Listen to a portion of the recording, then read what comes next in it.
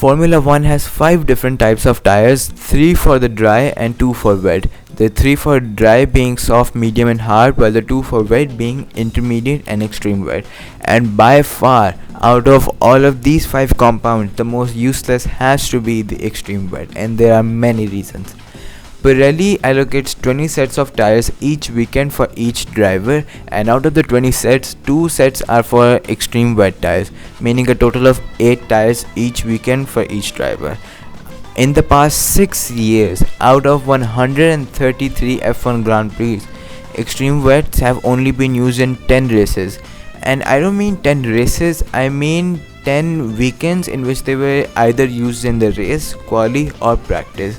Here are the 10 races, they are on the screen, and mind you, this list also includes brief instances where they were used for maybe a couple of minutes. For example, 2021 Russian Grand Prix, in qualifying in Q1 in the start, Fernando Alonso was the only person who used extreme wet tires for maybe a couple of minutes, and I mentioned it.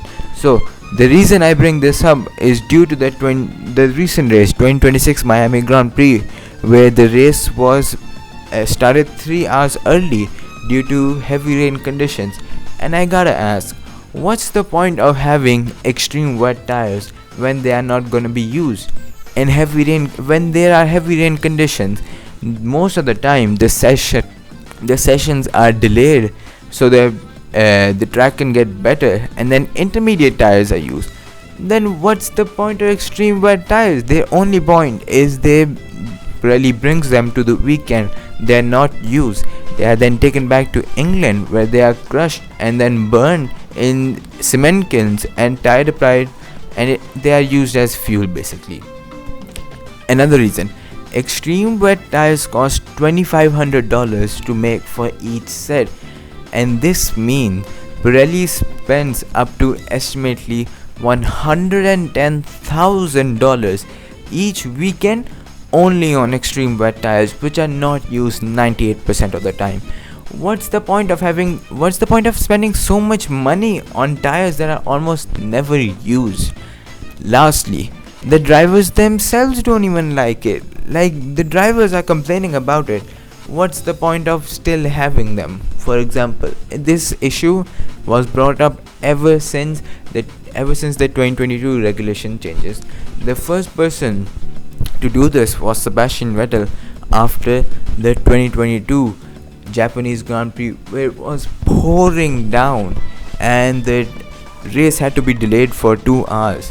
After the race, he was in an interview, he said the extreme wet tires are slow, way too hard, and just a poor tire on most tracks in the calendar. He also added, wet tires are basically useless, and when the track gets better, intermediate tires are better because they are a softer compound and a better tire all around. The extreme wet doesn't switch on.